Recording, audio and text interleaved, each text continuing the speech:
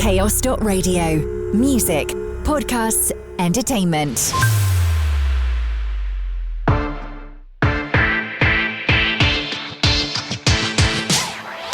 Hello and welcome to the latest edition of NEWSWAVE, written, produced and recorded in the heart of Cornwall by the team here at Chaos Radio.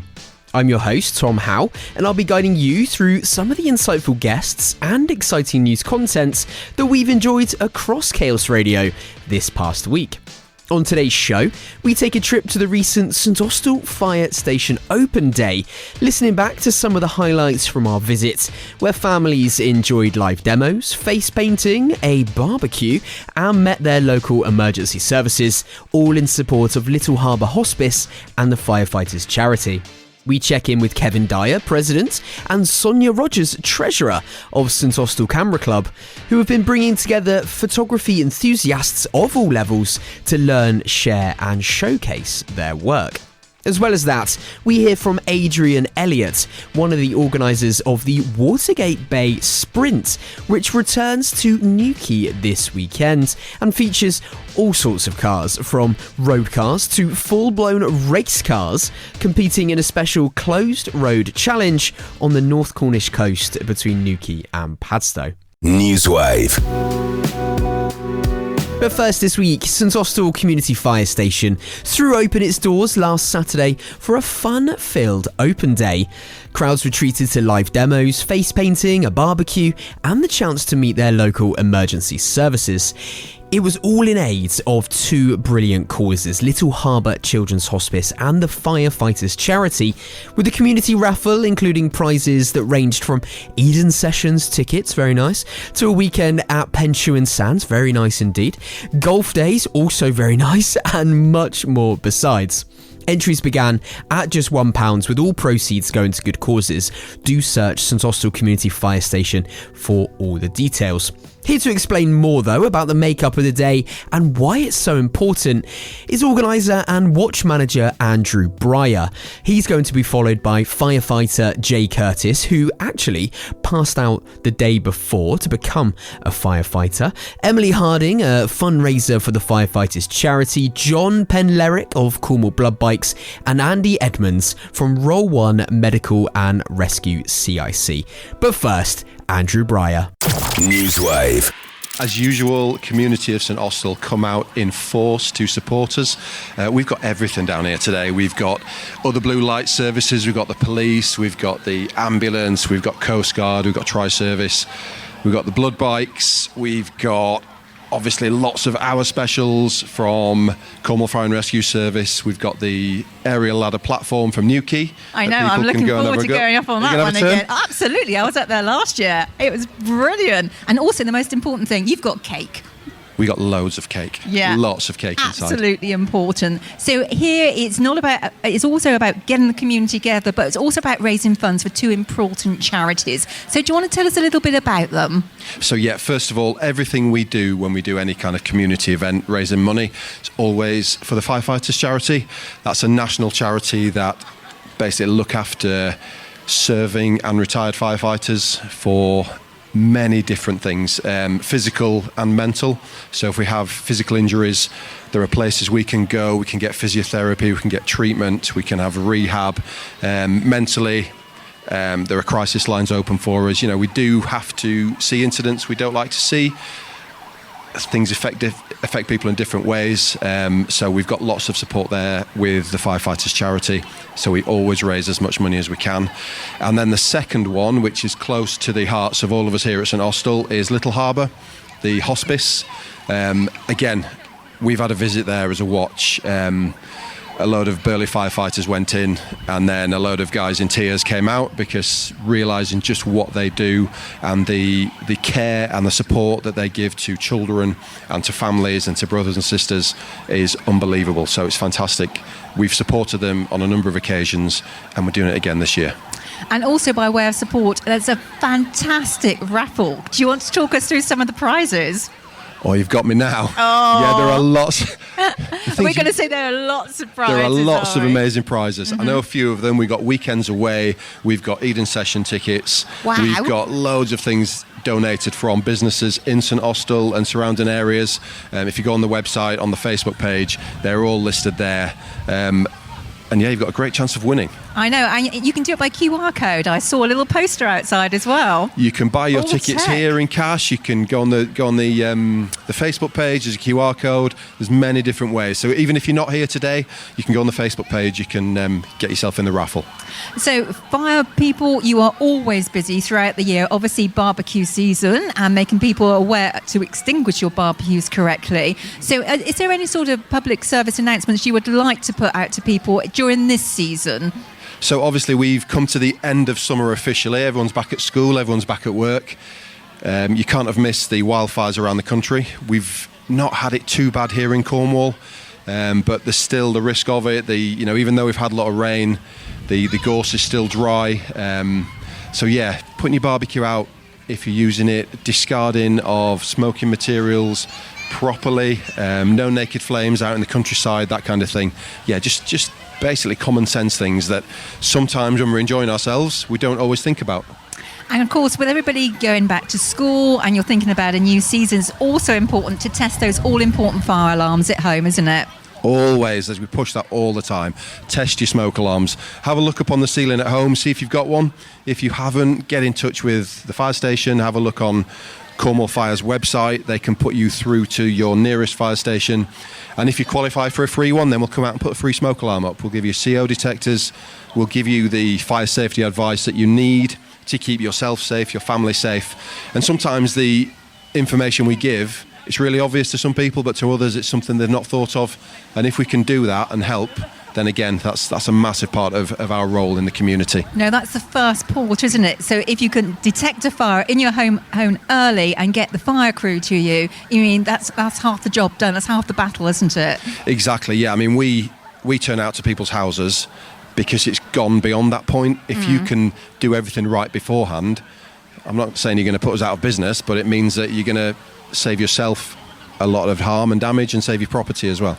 No, that's really great news. I mean, I invited a fire crew when I lived in the Cotswolds, and they came round and they actually laughed at me at what I had in place, because I had a steel ladder to get out the window. I have my own room. I have fire extinguishers. You can never be too careful. No, and they said, no, this is fine, and they all went out giggling. So you are a friendly bunch, and if you can help, you will, won't you? We are very approachable. There are two watchers here at St Austell. We've got Orange Watch, who have arranged today, and then that's Adie's watch. And then my watch is Green Watch, so we're on duty today, so if the bells do go, it's us who will turn up. And then covering as well on nights and as well during the day, we've got the on-call guys. Every single one of us, incredibly friendly, very approachable, willing to have a chat with us today. We'll come out to your house, we'll have a chat with you and, give you those bits of advice that, might just save your life. So as well as the full-time fire crew, you also have a retained fire crew. Is that the case here as well? Yeah, so nights are covered by on-call. So from 7 till 7 at night till 7 in the morning, St Austell is covered by an on-call crew. So they are around today as well. And they... you've got Jay up there showing people around the fire station. He's actually just passed his final stage review, so he's become a fully competent firefighter today. So I'll just give Jay a little shout out. Yeah, well done, Jay. We will speak to him a little bit later on. So, Andy, just remind our listeners where they can go to get more information, where they can go on your socials if they want to get raffle tickets virtually if they're not able to get here. So for more information, fire safety-wise, go on the Cornwall Fire website. Put that in Google, you'll find us. And then if you're on Facebook, go on to St Austell Community Fire Station and you'll find us there as well. Kind of your role as a firefighter when you start is that you get trained up for the first 8 weeks, and then you get ready for a 2-week course, which is called your ATR, your approved to ride course. Once you've completed those 2 weeks, you're then approved to ride as a firefighter on the fire engines. You get to get pretty much all aspects of the job. You then have a 3-year development, and during that 3 years you get tested on various things, you give presentations, you basically get all the boxes ticked. And the whole aim is that by the end of those 3 years you're competent in majority of every skill that you can do as a firefighter. And then At the end of that, you then go through a pre-final stage assessment where you do a 10-minute presentation on a bit of equipment on the pump. You do a professional talk on an incident that you might be visiting. You do a 1-hour online exam, and then you do some they're called workplace assessments essentially. So how to work on a shacks drill, how to get foam to work on a fire appliance, and hauling a loft piece of bits of equipment up to a building. So all that's done, and if you pass that, you then go on to your final stage review, which is a whole day assessment, which I had yesterday. We started off as a BA drill where we went into a property, worked with different firefighters, came out, entry control board, and then into a hazmat drill. And then from then we did that our Portreif at our training base there on the airport, and then went straight down to the headquarters. Down there we did an RTC drill, similar to what everybody will see today, and then went straight into a pumps and ladders drill. And then throughout the duration of the day, it's about 6 to 7 hours of just full on giving everything you've got, everything that you've learned over the previous 3 years, and then showcasing everything that you've got. And then at the end of that, you get badge basically as a competent firefighter, so then you're no longer in development. So that was myself yesterday, which I'm proud to do. And I saw you first thing this morning peeling off stickers, your old probationary stickers on your helmet, keen to put those new stickers on. Definitely. I think it's just a bit of achievement where you've said, I've done my thing now. I've done it now, and now I can support other people. St Austell as a fire station, 6-1, is a really supportive station. Both whole-time watches and the on-call watches are super supportive. And as you're going through your development and your training, everyone is there to help you. We'll come in out of hours to help you. And that's the one thing that's really crucial, is we're a big family here. So now it's my role to now give that to the development firefighters coming through, and to help them proceed through. I'd say for anyone joining, there's different various contracts out there now. The majority of us here are on 75-hour contracts where we give 75 hours of a week on call, and we're there. It's that work-life balance, so we can also do this and also have a bit of a family life as well, which is crucial for a lot of people, I presume. So it's lovely having your own internal firefighters community, but it's fantastic when you get the community in as well. So events like this must be so special to you.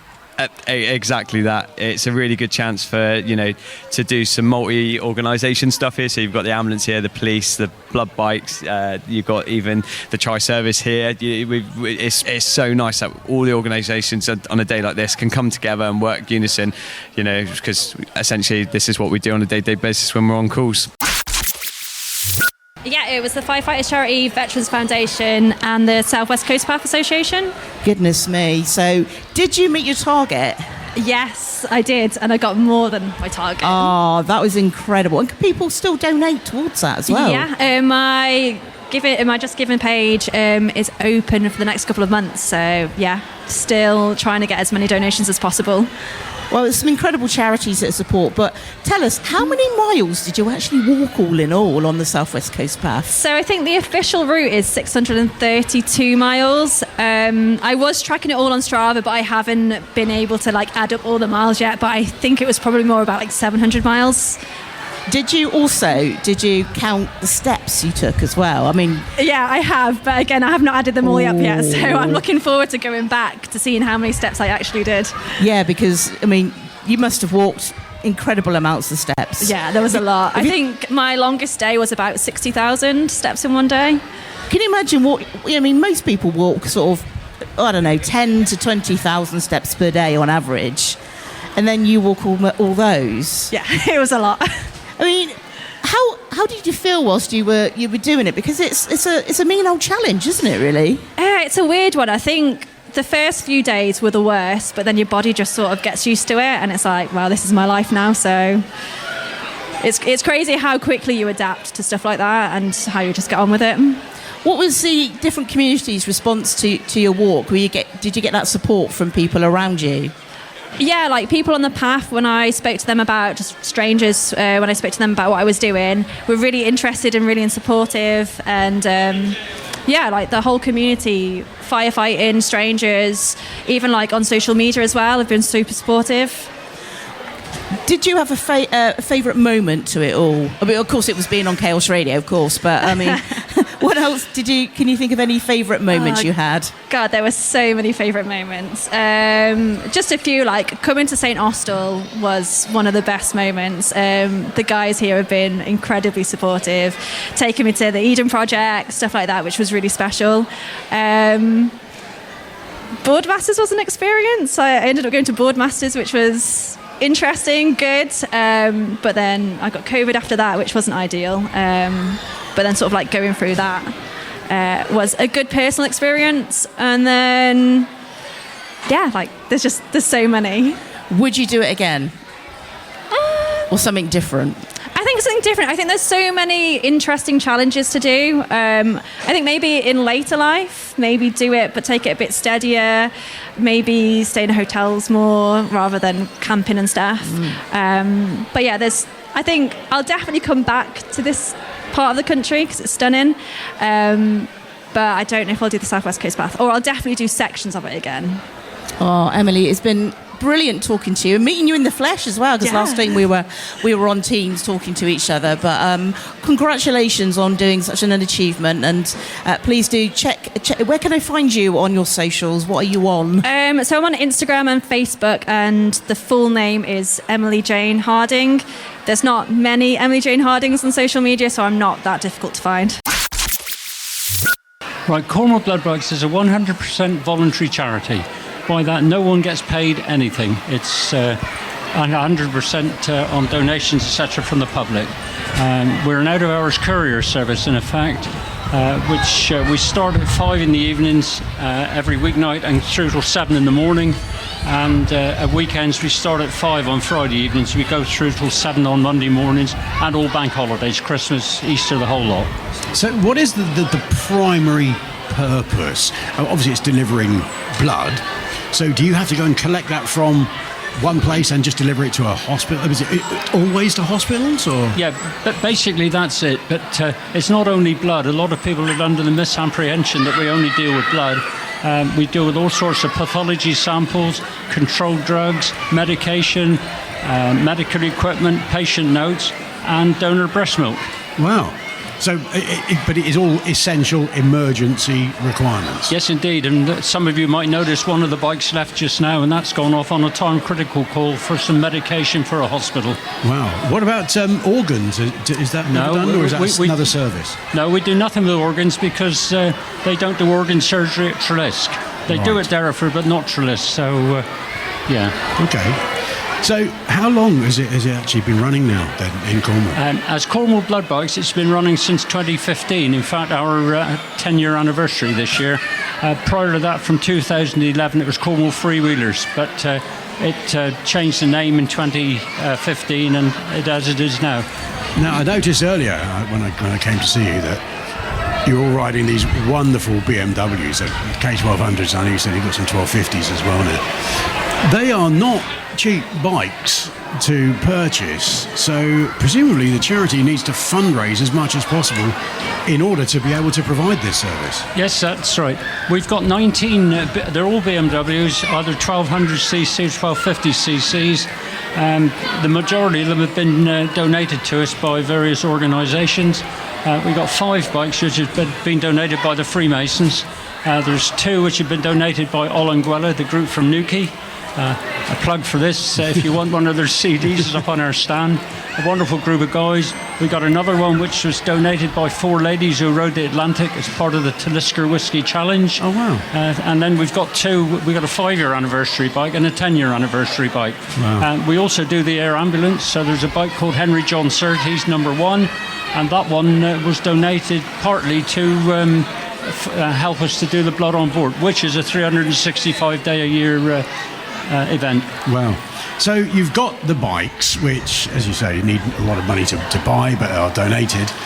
Then presumably you need people to ride them as well. So I'm guessing that you need specially skilled riders, or people who are advanced rider trained? Yeah, all of our riders, they've got to be over 30, and they've got to be an advanced motorcyclist, either through the Institute of Advanced Motorcyclists or ROSPA. So do you get like ex-police motorcyclists as well? Yeah, we've got a couple of serving police officers with us at the moment. Right. Yeah. So they're used to driving. Do you drive on blue lights? No, that's something we don't do anymore. We used to, but no, that's wrong. We never used to drive on blue lights, but all our bikes did have blue lights. We've never found the need for using them in Cornwall anyway. The groups up country more do, but we never have. But the blue lights were fitted, and to be perfectly honest, it's a shame we've had to take them off, because just the presence of the bike with a blue light will make people pull over.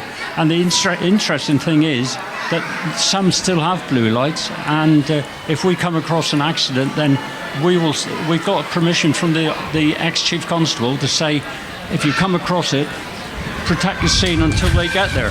Right. And then once they get there, they will very often say, can you stay with us until we've set up? So it's a backward kick really towards us. But no, as I say, we didn't need them on runs, so they're off. Yeah, I mean, obviously it's very difficult to achieve super high speeds here anywhere except on maybe the A30. But yeah, we were never, in fact, allowed to contravene any traffic regulations. So 70 is 70, and that's it. Wow. So just very quickly then, are you looking for volunteers to always looking for volunteers? And there's another part. It's not just riders we need coordinators. Okay. That's people who work from home. They can take the telephones. It's a number they take across to them. They'll answer the phone and send the bikes out, send the riders out. So just finally, how do people get in touch? How do they find out about you? We've got a stand over there by the hot dog stand. If anybody wants to come over and see us there is a website, cornwallbloodbikes.org, and you get anything you want off that. So we need riders, we need coordinators. So Robo Medical and Rescue CIC, or a not-for-profit organisation, we're based in Plymouth, but we push out wherever. We do patient transport, we do different projects around. We have an ongoing project at Devonport Dockyard.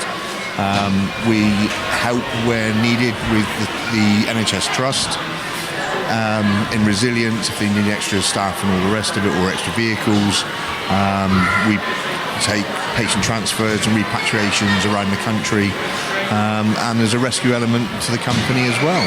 So Absolutely. We're busy. Yes, definitely. It sounds like really, really important work though. How long have you been in your role? I've been working for the company for 5 years, since its inception 5 years ago. So I've been working here ever since. The boss is around somewhere. Yeah. We've got a fleet of vehicles, so we've got 8 ambulances, 5 cars, and a support vehicle that we use as well to move stuff around or people around. We also do events like this, community engagement. What can we give to the community? A little bit of defib awareness, defibrillation awareness, CPR awareness. Having a look around the back of an ambulance doesn't seem very important, but to young children, the first time they see an ambulance is here today. The next time they see an ambulance, maybe they're in the back of it. Maybe it drops down some of the fear. Yeah, absolutely. A little bit of, the apprehension. They understand what's going on anyhow. They've been on the back of the ambulance before. They've had a look at the kit and equipment, the stretcher. So we try and sort of, that sort of community engagement. And it is good for people to see. Absolutely. I do love the idea of coming to events like this and just kind of getting it out there, because I can't say I've heard of you guys before, but I think it's such an important part that you play in the community all around the country. Yeah, we try to do as much as we can. Yeah. We've got a full service, so we are contactable, and we can do a full service. With the way that things are at the moment, where the ambulance is taking longer and longer to get to things, where somebody is fallen over or can't get up off the floor, we offer a full service that we can go to. And we have had lots of people now where the private parties using us to get people from care homes back into home, or from care home to care home, because not everything is funded by the NHS or by local authority. And if they want to move people around, again, it's a service that we offer just to make the community better placed. Yeah. So part of the Chaos Group, we also have Stay at Home, which is the care company. We help discharge people from hospital. So we see every day how difficult it can be to get people out of hospital and into their own homes. So it's really, really important work that you're doing in the community there, and it also takes a little bit of the strain off the NHS as well, where you can. Yeah, and that's what it's all about. It is, there is a big backlog of trying to get people back home again. Yeah. And then having enough vehicles to be able to do that, or enough people to do that. So, yeah, we're just trying to help out where we can with the community. It's patient-centred, community-centred, and that's what we're doing. That's what the CIC is about. It's not for profit. It is for our communities. Yeah, amazing. So you said that the inception was 5 years ago. Was it based off of needs of the community that Roll One was created? No, we've started with doing events and training. So it was community events, running events, that sort of thing, triathlons and that. And training. So we have a training faculty. We run all the pre-hospital care courses, first aid at work, or anything that's that way through. We have a blue light instructor, so those that are eligible and qualified be able to do blue light courses. So we run all that, and that was the idea behind it to start with. 2020. The world went a little bit wrong. We all know what happened there. We don't talk about that. So we started putting out vehicles, and we subcontracted for the NHS, for South West Ambulance NHS Trust. Yeah. So we were putting frontline vehicles out for them to help. Again, it's all about the community. Yeah. That's now, that part is finished, and we reverted back to where we were again, just doing patient transport, taking events, doing community engagement events, and just moving on from there. So the world keeps turning around, and we keep going with it. Absolutely. It does look like it's great that you can work hand in hand with services like the NHS and also the community as well to kind of keep things moving, and it's that very collaborative nature which I love about all of our community organisations down here in Cornwall and in the southwest. Yeah, and this is great. We've spent a lot of time. We went to St Ash a couple of weeks ago, helped them with their community event. We work with Cornwall Fire and Rescue, and we work with Devon and Somerset Fire and Rescue, where we can put vehicles in to aid when they're doing their drills evenings and their skills evenings. So we can put crews in there, so they have the complete package of training. Yeah. Again, better for serving the community. Absolutely. We work closely with the police, with the Coast Guard, and with everybody else. And yes, there will be an element of banter that goes between each service. Naturally, but that's all part of it, and we do all work together. Yeah. At the end of the day, somebody's got to look after the community, and that's what we, as a blue light service across the board, that's what we're looking at doing, is the best for our communities. NEWSWAVE. Now, Janice Rose was joined in the studio this past week by Kevin Dyer, President, and Sonya Rogers, Treasurer of the St Austell Camera Club. Now, the club has been bringing together photography enthusiasts of all levels to learn, share and showcase their work. Here's how they got on. NEWSWAVE. We meet every Thursday evening at St John's Hall in St Austell, and we meet 7 o'clock for a 7:30 start, and it's for any level of photography, whether you're a beginner or an experienced photographer. We just like to meet all together and have a great evening and show off our talents. So do you have guest speakers in to talk about different aspects of photography? Because not everybody does digital photography. Some people still do old school. Yes, we have a variety of events going on in our programme. Sometimes we'll do a Zoom meeting. Other times we have guests come into into our hall and talk about their aspects of photography, whatever it may be.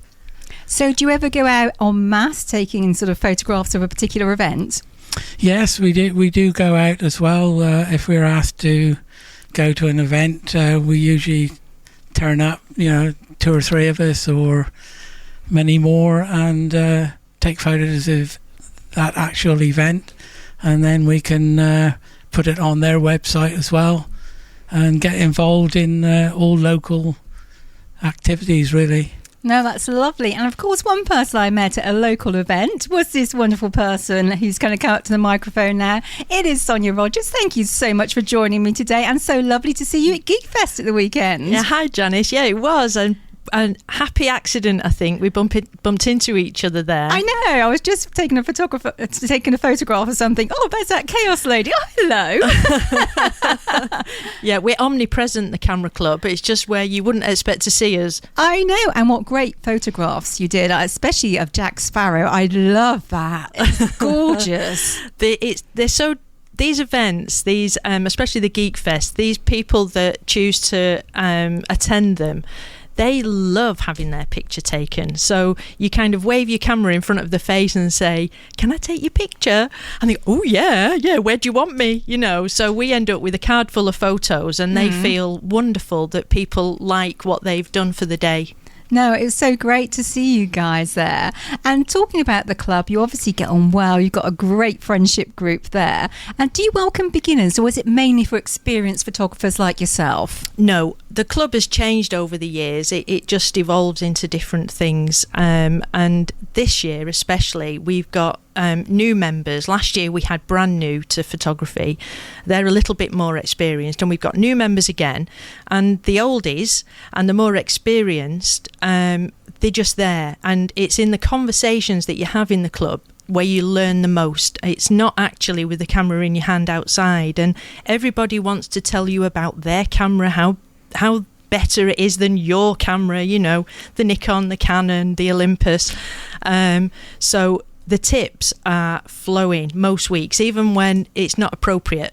People want to tell you about what they can do. So it's not only tips about cameras and which one's best to purchase, but I guess it's also tips about different settings, different lights, so you get different moods of the shot, it's something that you can only learn by experience or by chatting to someone who is experienced. Yeah, exactly. We have an evening and we call it our silver and gold evening, and it's just in club, and the pictures are downloaded anonymously from all the members that attend, and it's like a friendly critique. So if the group thinks this is a great picture, the hand goes up for a silver, and if it's one of those wow moments, we get a gold.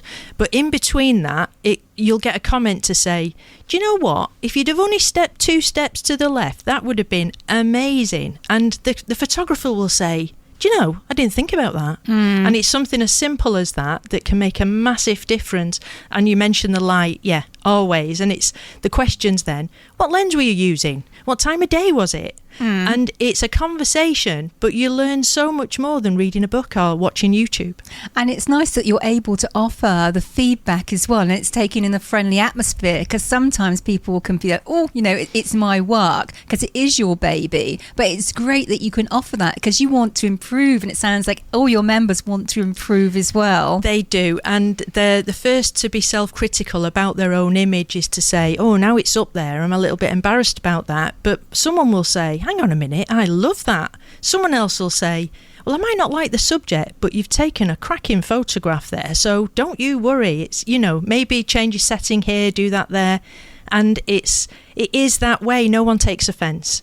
And we're doing portraits, we're doing street photography, and it works, and it was just try it, have a go, see if it works. And that's what I think photography is all about, and especially the digital age where we're not wasting film anymore. You can just get home and erase that one and then go out tomorrow and do it all again. So you mentioned the fact that you have sort of little competitions in club. Do you hold exhibitions at all so that other people can see your work? Absolutely, yeah. Kevin arranged an exhibition at Langeth Water Nurseries at Truan. And they have a new building there, and we filled it full of our images from last year, and most members gave their images, and we put them in frames, we hung them in their pavilion building. They were there for more or less a week, and it was free of charge to go and have a look, and it promoted the gardens, it promoted our club, people were interested. We've got a pop-up exhibition with the art group that you attended. Yep. And we've got all sorts of things planned. Yeah, we try to get out there to get new members and people that are interested in photography. Even people that haven't got a camera, that have got the latest smartphones. The cameras on the phones are fantastic. Oh, they are, aren't they? They are super now, aren't they? Nothing like the old days. That's right. And they say the best camera is the camera you've got on you. And if that's your phone, then that is the best camera of the day. So, snap away. And the club doesn't have any rules on having this camera, it must cost this much. We've got people that don't take pictures on cameras at all. So it's a real mixed bag. No, it sounds like a wonderful array of people that you have there, and you're obviously looking to increase your membership as well. So, Kevin, looking ahead, are there any upcoming events or projects from the St Austell Camera Club that you'd like to make the listeners aware of? Yes, next September is the club's 20th year, and we're celebrating this magnificent milestone in conjunction with Wheel Martin Museum. It's their 50th year this year, and they would like us to go up and hold an exhibition up there in their main building, where we will have all old cameras and photos and everything from the early start of our camera club. Oh, that's going to be amazing to see all the old kit as well. I mean, it brings you back memories, doesn't it? Yeah, it certainly does. And it's in a circular building as well that you're holding the exhibition? No, it's up in one of their main buildings upstairs. It's a purpose-built exhibition hall. Oh, that sounds wonderful. I've not been in there yet, so I'll have to come along and see. So is everybody all gearing up to that? Are they out taking lots of photographs? Yes, the exhibition will start in early 2027, so it gives us a little bit of time to find out, who's got the oldest camera, dust it off, and try and take some photographs with that on film, and display it on the day. So it won't be just an exhibition of your work, it's almost like photography through the ages, which will be so fascinating. Yeah, exactly. Yeah. Oh, and will there be talks as well associated to it? Are you planning to chat to people? Yes, we will be in attendance during that time, so I'm hoping it's going to be up there for 2 or 3 months, so we'll be able to go along, and anybody that wants to ask any questions, we'll be there to answer them, hopefully. And of course, we're coming up to Christmas, so do you have any events coming up to Christmas that the members of the public or listeners can get involved with? We do have our annual Christmas party at the end of November. Mm-hmm. So that's always a really, really good evening. Lots of fun and laughter. We have a little quiz, and we have a lovely meal, plenty of wine and drink, and a good old social event. Oh, and if there's anybody out there that's thinking, I'd like to do photography, but it looks too difficult, and I'm either too young or too old or too in the teen, I'm too scared and I'm too nervous, what would you say to encourage them to come along to your club? Just come along. We're totally open and friendly club. We take anybody, through the ages. I'm probably one of the youngest members of the club. But our founder member, George Collins, is still very active in the club, and he started off there 20 years ago, so he knows all the ins and outs that goes on. Oh, that's lovely. And Sonya, if I could ask a final question to you. If listeners want to join, so they've stepped over that initial, I'm a bit scared, and I definitely want to come along because you seem like a fantastic group of people, which you are.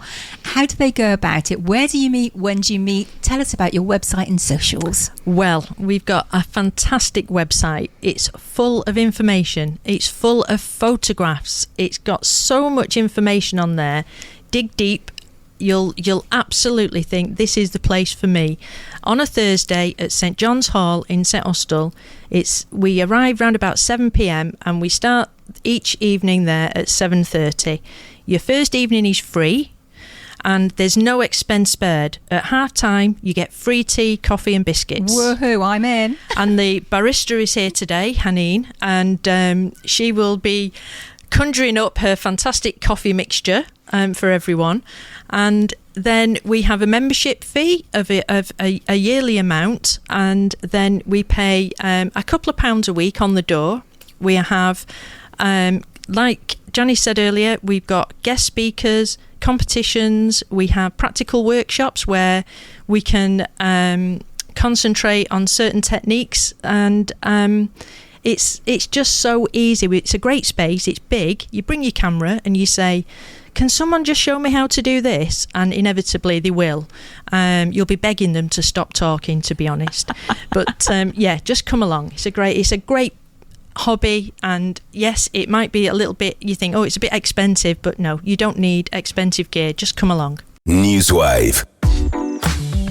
Right, I'm Tom Howe and you're listening to NEWSWAVE here on Chaos Radio. Now, something I'm quite excited about, the Watergate Bay Sprint returns to Newquay this weekend on the 20th and 21st of September. Now, it's hosted by Watergate Bay Motorsport and features all sorts of cars, everything from road cars to full-blown race cars, who compete in a special closed road challenge on the North Cornish coast. If you know it, it's between Newquay and Padstow. Joining Bryna Jordan to explain more was Adrian Elliott, one of the event organisers. Basically, a little bit of history. 2016, the government proposed the closure of roads that could be used in motorsport. It came through by the time they passed the law in 2018, and we were the first people to actually do this, close a road and race cars up it. We were at that point racing from Watergate Bay Hotel up the hill to the Boardmasters Field. After a couple of years, then of course we had the COVID, and then after COVID, Watergate Bay Hotel were doing a load of work in their car park, so they had we had no access to it. So we decided to turn it around and run it from just above Porth up to the Boardmasters Field, and it's really popular. The spectator viewing is phenomenal. You can see the whole of the track. 850 metres doesn't sound far, but the cars are getting up over 100 miles an hour in places. As you mentioned, we've got all sorts of cars from juniors in like 1,000cc cars, which are under 17-year-old drivers, right up to, well, all sorts, full-blown rally cars, all sorts of stuff going up there. I was joking this morning with Cheryl Gordon. You'll see me and my little 2015 Toyota Aygo zooming up there next weekend. Yeah, I don't think it could hit over 100 miles an hour, honestly. No, the thing is, the cars are in their different classes. So up to 1,000cc is Class A, and then different classes going up through the categories, and how much modification's been done to them. So, yeah, your little Toyota Aygo could quite happily compete up there.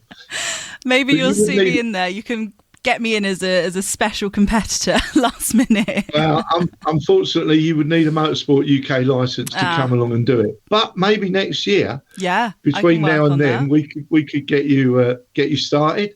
Come along to our academy, and we'll teach you how to do it. That's amazing, because I want to lean on that, because the fact that you teach people as well how to get their license is really, really great. Yeah, we have the Truro, which is actually run by Truro District Motor Club, the academy, and their next meeting is the weekend after at Tregrain near St Austell, opposite Parr Market there, and so they start in the beginning of the season, and any newcomers that come along go into the academy. They get a discounted entry fee, and then walked through the tracks and building the cars. If you were just doing it in your Toyota Aygo, you wouldn't need to do anything to it. Yeah, just she's perfect as she is. Yeah, just stick some numbers on the side and a beam breaker on the front, and you'd be out there racing. Exactly. So we kind of touched a little bit on the history of the event and when it began. But what do we have? Anything new for 2025 for any long-time fans? We've got a big car show this time with lots of modified cars coming along. There's always lots of trade stalls there anyway, and obviously the army come along, the fire brigade and that sort of stuff. But we have got a large car show this year with lots of modified cars there, so that's good to come and have a look at. It is a full day. The racing starts from just after 9 o'clock in the morning, finishes about 4:15. Obviously, there's a break at lunchtime to give the marshals a rest, because without the Orange Army out there marshalling the track, it doesn't matter whether that's Brands Hatch, Silverstone or Watergate Bay. Yeah. You still need the Orange Army to keep it safe. And obviously we've got West Country Rescue there that are great in case anything happens. Four Winds Recovery for the EV class. They're specially trained from out near Truro. So, yeah, it's all covered, and we do get the odd spill. Yeah, of course. What kinds of cars can spectators expect to see this year? Do you have any standout entries or any local favourites to watch out for? Well, yeah, I mean, there's a young kiddie called Charlie Frost who's just stepped up from the junior class, and he is quick. And next season, when he steps up to probably a bigger class, he's seriously quick driver. We got a guy local as well called John Penny, and he's got this rally Peugeot Rally 205. Well, that's what it started life as, but it, the suspension, the engine, everything's all changed. And John is another seriously quick driver, seriously quick. And then there's Ted Chalcraft. He'll be in a Toyota Celica. He's a driving instructor up at the racetrack by Bristol. I can't think of the name of it now. Oh, Castle Combe. Yes, yeah, Castle Combe. He's an instructor up at Castle Combe. So, he's another seriously quick driver. Unfortunately, Motorsport UK won't let us run single-seat race cars up there, because obviously if they were doing 150, 160 miles an hour, hit the Cornish hedge, it wouldn't only wreck the car, it could seriously damage the driver. So that's where the safety part comes in regards of classes. But yeah, we got some big rally cars up there as well, and just everything across all the different classes. It's really competitive. Absolutely. It just sounds so good. And it's so great to have an event like this right on our doorstep here in Cornwall. I think sometimes motorsports can feel a little bit inaccessible when you are down in the southwest, if you're speaking in terms of kind of like Formula One and even endurance racing, having to kind of go up country. But it's great to be able to get it down here and be able to experience some of that kind of on your doorstep, really. Yeah, I agree. And 10 quid a head to get in for the day. It's not a lot of money. No.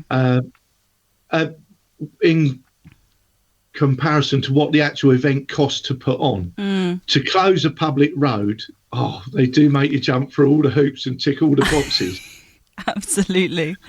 Could you tell us a little bit about the team behind the scenes? We mentioned the Orange Army, but how many people does it take to pull off something like this? We've got a committee. I'm actually the chairman.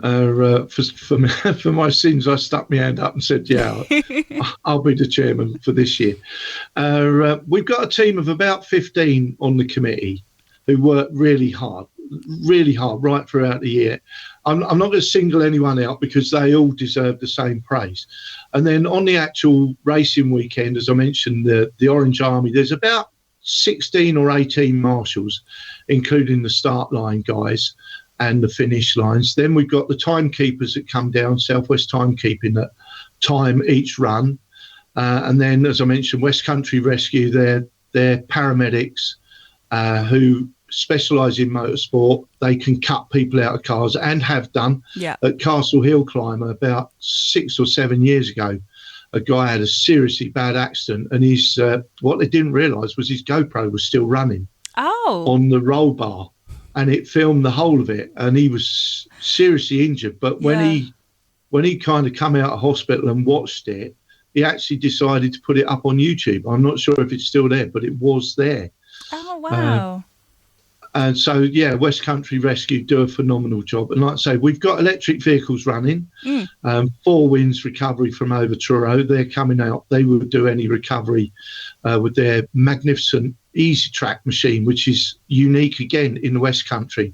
They're the only guys that have got one. It actually picks an EV up and drives along on tracks and then straight up on the back of the lorry. Oh, that's good.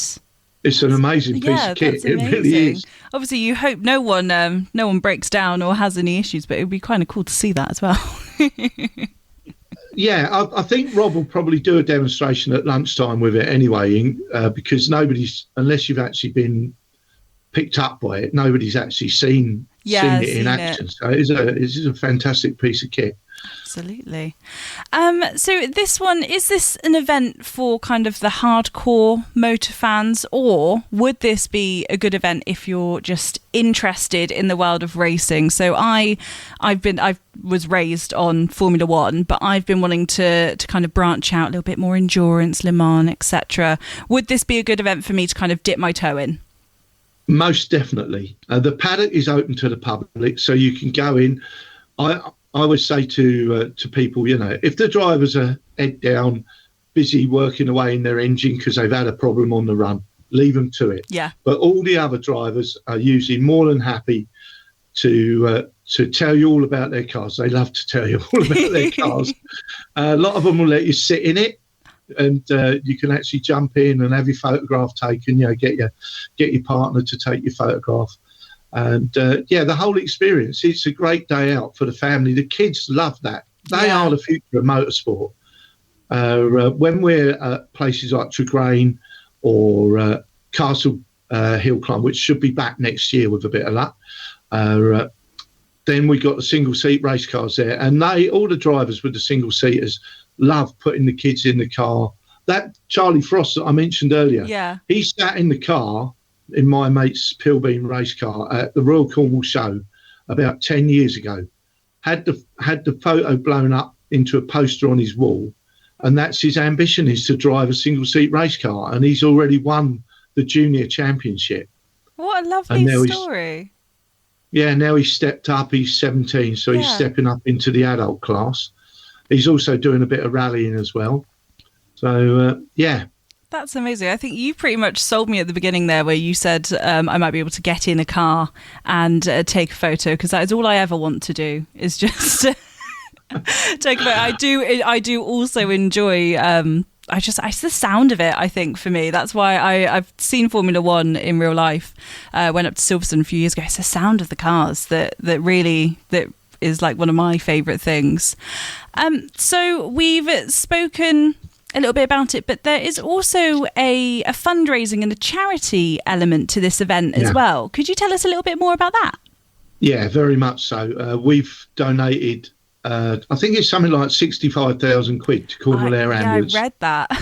Over the period of time that we've been running. Obviously, we missed 2020 because of COVID. But,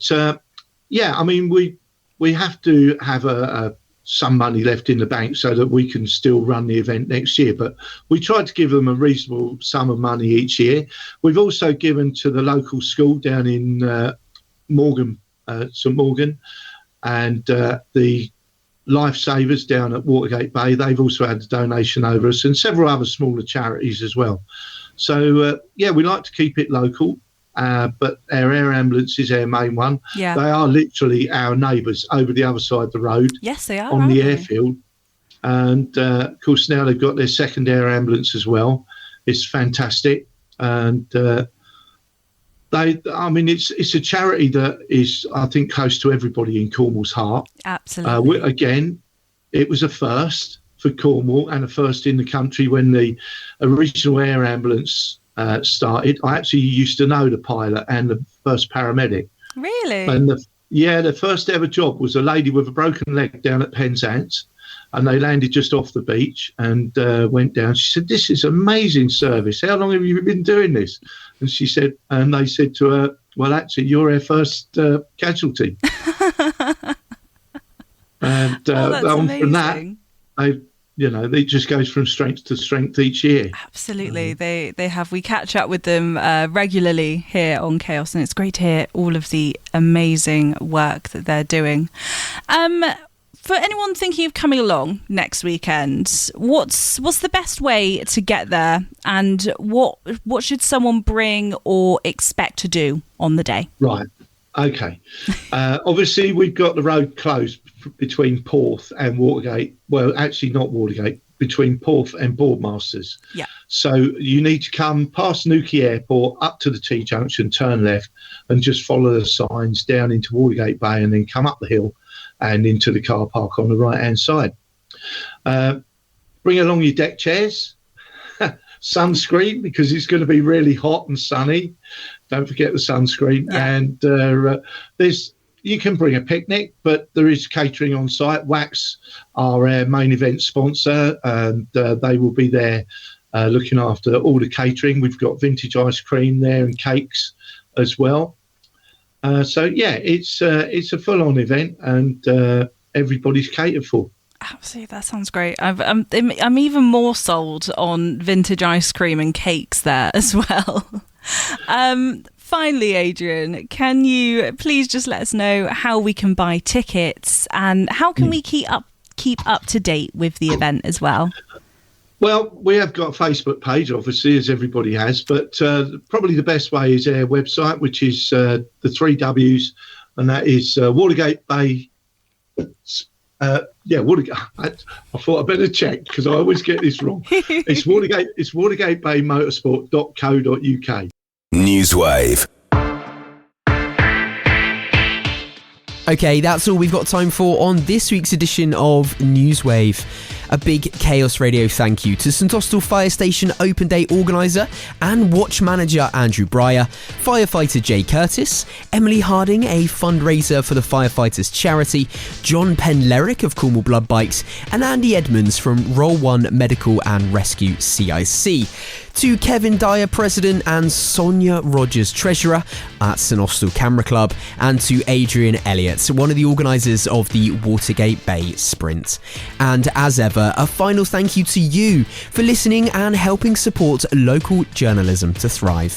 To catch up on all our coverage, as well as to check out our extensive back catalogue of interviews and shows, do head on over to chaos.radio.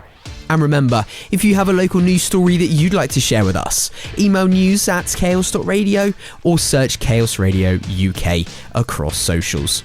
That's it, you're up to date here on Chaos. I've been Tom Howe. Whatever it is that you're doing this week, be sure to keep it chaos. NEWSWAVE.